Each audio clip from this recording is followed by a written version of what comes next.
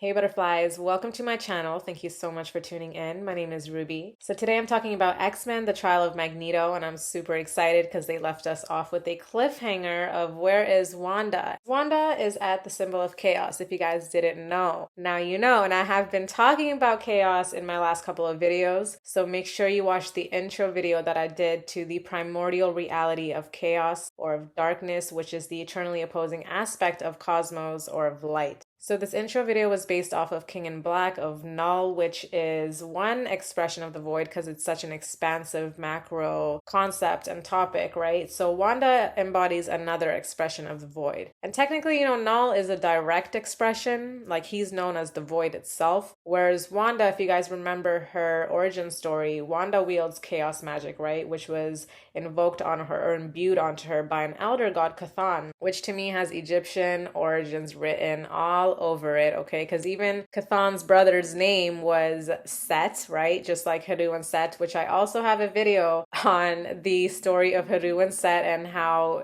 they're an expression of chaos and cosmos as well in a story form. And Wanda was even raised by a cow maiden, which is very indicative of cow-headed goddesses, both in Egyptian and Hindu mythologies, actually. And this is why Wanda's magic is so powerful, because a part of her is celestial. And I just want to remind you guys that a part of you is celestial too, okay? Just keep that in mind.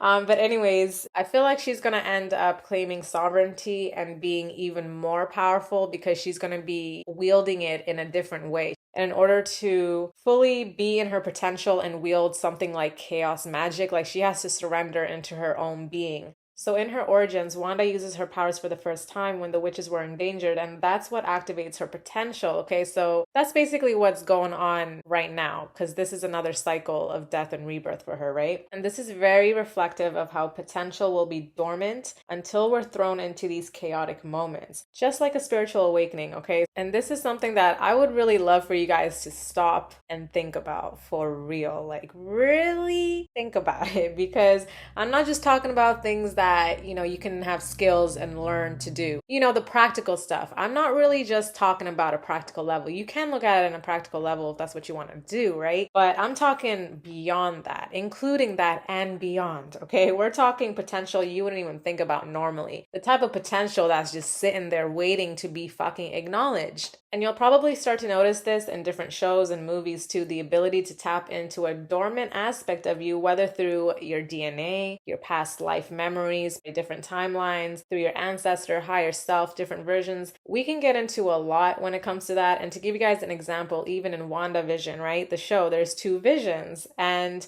the supposed fake vision is realizing they're still the same, although they're in their own identity in their own way. They're able to tap into each other's knowledge. They're able to tap into each other's memories in a way. And I also did a video on birthing creation by feeling through our nothingness. And this is what Wanda's in the midst of. Like I said, she's familiar with the cycles of death and rebirth through grief in her earthly realm already, right? And I'd like to expand on this and the messages in the series, but I'm going to focus on the cliffhanger today because there's so much to be said about the symbol of chaos. But her experience is what's going to ultimately guide her through this chaos. If it wasn't for her experience in her earthly realm, in her terrestrial, she wouldn't be able to face this aspect of chaos in the celestial in order to gain her magic. And the thing about magic, if you haven't heard about magic and potential, it's only as real, it's only as possible as we believe. It's only as real and possible as we motherfucking believe, okay? And that's something to think about. Do you have magic within you that's dormant? Do you have potential within you that's dormant? If you think no, then no. If you think yes, then yes. It's literally that simple. Whatever you believe is what you see. And that's the thing, most of us want to see it in order to believe it, which is fair. I have been there, but when you believe beyond your limitations, that's a whole new world that opens up for you. Sometimes you just have to believe it and then you start seeing it. And that's all based on your desires and your curiosity. But if it's not in your realm, that's also fine, of course. I'm just saying, if you have a nudging curiosity about something, then follow that, because you never know where it'll lead you. That's all I'm going to say about that. I'm going to put that on pause and we're going to get back to the symbol of chaos. Okay, so what I want to talk about in this symbol is the Eight of Wands in the Thoth Tarot deck. Specifically, I have this deck. I want to speak about it because it directly reflects the symbol of chaos and as well as what Wanda is going through. Okay, so the Eight of Wands in this deck is called Swiftness, and this is the card of high velocity. This card represents the ethereal, the invisible aspect of pure fire where all gross material aspects are removed.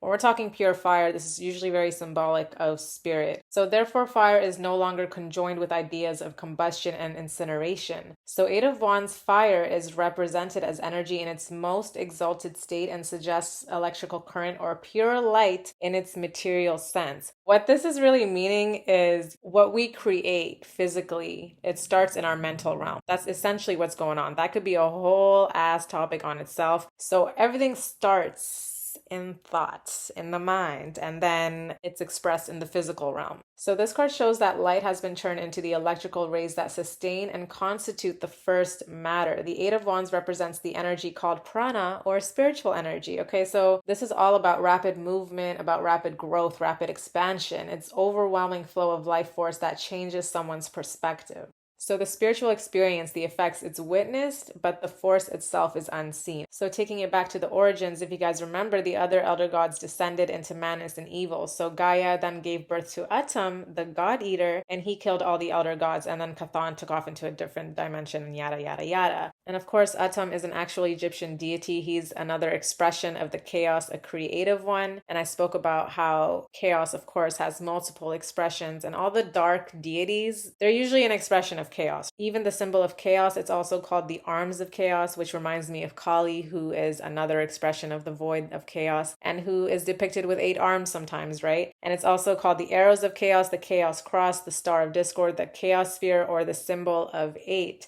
Now this ties into the 8 primordials, which I also spoke about in my intro to chaos. So the 8 primordials are basically the 4 elements divided into masculine and feminine aspects so that we can understand it a little bit better. And I'll link down a video that I did on the wheels that are represented in Egyptian Christianity, the Zodiac Wheel. There's always this magical wheel that, represents destiny. And there's definitely a wheel in Egyptian mythology which has 8 spokes, and these 8 spokes return us to that primordial energy. And if we're talking numerology, each number embodies a different type of frequency as well, right? And there's a power to 8 as well, it being such a primal reference as well. 8 is also the number of death and rebirth itself. It represents infinity, of course. It represents time and cycles, loops. It represents a whole bunch of things. I'll link down everything that I spoke about that has to do with this topic in the description box for you guys if you guys want details on that. So that's the symbol of chaos. You guys see how it's related to Atum, to Kali, to all these dark deities, the dark mothers, the darkness. And the question is, are you able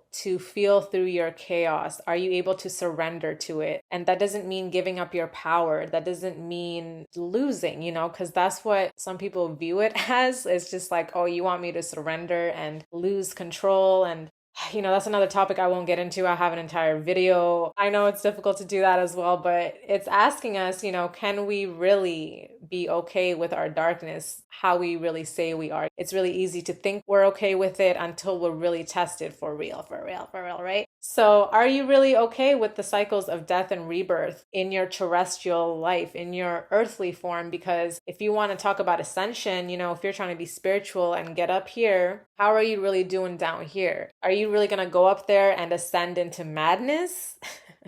Learn from these elderly gods, right? Even the gods themselves, they descended into madness because they couldn't handle the shit, right? So that's basically what it's asking you. Can you handle the shit? And handling the shit is just handling your own shit. But the problem is that we neglect it, we suppress it, we repress it. It's, in our subconscious, deep into our unconscious, different layers. So you guys are seeing all these different expressions of chaos that I'm talking about, right? And you are one of them, okay? We're a micro expression of all this shit, okay? It's just always talking about chaos and this internal darkness and being familiar with it. And that's kind of the most important thing.